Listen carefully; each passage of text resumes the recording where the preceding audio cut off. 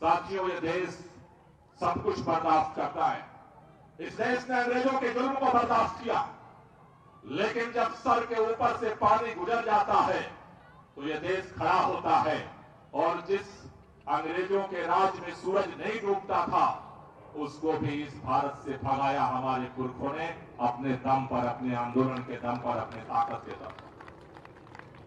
साथियों, आज जिस तरह के तानाशाही के दम पर ये आगे बढ़ रहे हैं, जैसे पूरे देश में लहर चल रही है भाजपा को हराने की, आज नई दिल्ली लोकसभा में पूरे तरह से चीख चीख करके चिल बता रहा है। 10 साल नई दिल्ली के लोगों ने भारतीय जनता पार्टी का सांसद बनाया, भारतीय जनता पार्टी का सांसद केंद्रीय मंत्री बना, लेकिन 10 साल लोगों ने दिया भाजपा को। भाजपा के सांसद ने 10 साल नई दिल्ली वालों के लिए कुछ नहीं किया। इसलिए इस बार नई दिल्ली वालों ने भी ठाना है, निकम्मा सांसद नहीं, अभी मालवीय नगर की विधायक की तरह काम करने वाला सांसद नई दिल्ली में हमें चाहिए। इसलिए पूरी दिल्ली सोमनाथ भारती के साथ खड़ी, इसलिए सोमनाथ भारती यहां से जीत रहे हैं और भाजपा हार रही है। कई लोग पूछते, पिछली बार तो अंतर इतना था, इस बार कैसे जीत जाएंगे सोमनाथ भारती? पिछली बार अंतर ज्यादा था, लेकिन पिछली बार 10 साल का तुम्हारा निकम्मापन भी ज्यादा हो चुका है। इसलिए तुम्हारे निकम्मेपन की जगह अब काम करने वाला सांसद चाहिए नई दिल्ली।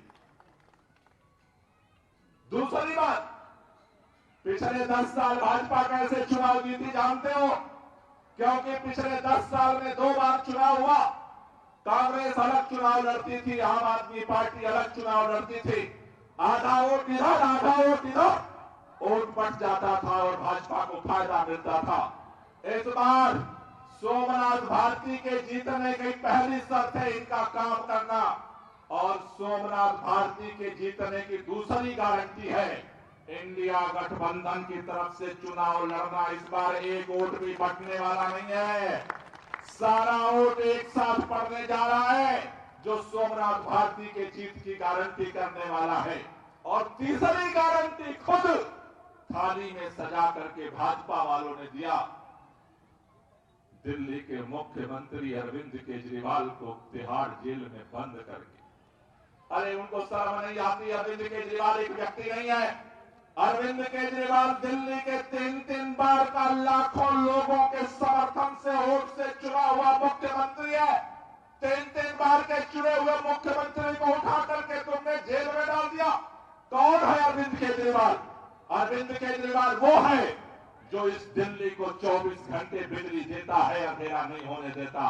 अरे जिसने पूरे दिल्ली में उजाला फैलाया, चाहे अमीर का घर हो चाहे गरीब का घर हो, एक ऊपर सूर्य देवता है जो भेदभाव नहीं करते। जहां जहां रोशनी जाती है ये नहीं पूछते कि तुम हिंदू हो कि मुसलमान हो, सिख हो कि ईसाई हो।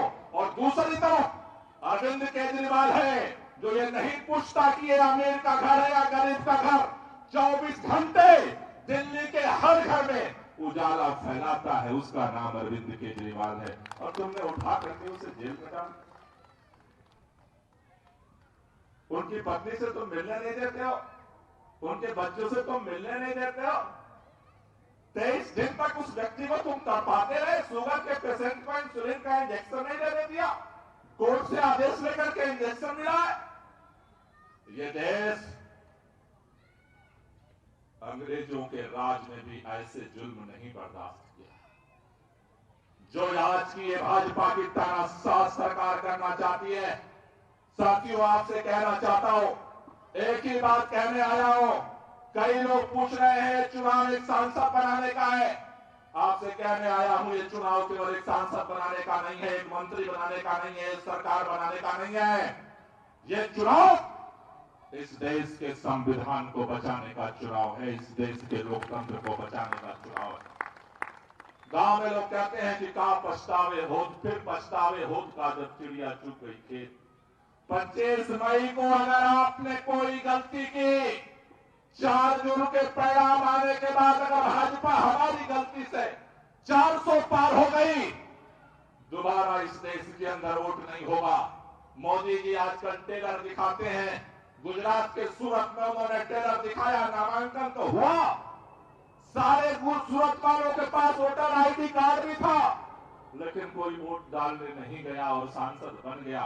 ये टेलर है। भारत के संविधान को बदलने का जो षड्यंत्र चल रहा है, इसलिए आपसे कहना चाहता हूं, ये संविधान, ये लोकतंत्र हमें भीख में नहीं मिला। लाखों शहीदों ने अपनी कुर्बानी देकर के इस देश को आजाद किया। हुमायूंपुर गांव वालों, तुम्हें एक ही बात कहने आया हूं, चोली फैलाने आया हूं। कुदरत ने फिर हमारे कंधों पर इस देश को बचाने की जिम्मेदारी सौंपी है। इसलिए इस देश से मोहब्बत करते हो तो आज से खड़े हो जाओ। पूरे नई दिल्ली लोकसभा में 38 गांव हैं। हुमायूंपुर गांव से यात्रा निकलनी चाहिए, 38 गांव में जाना चाहिए और ये बात बचाना चाहिए कि हम तानाशाही को खत्म करने के लिए और काम करने वाला सांसद बनाने के लिए आपके दरवाजे पर आए हैं, आपके घर में आए हैं, इस देश को बचाने के लिए आए हैं। आज अगर नहीं करोगे तो कल करने का अवसर इस देश में नहीं मिलेगा।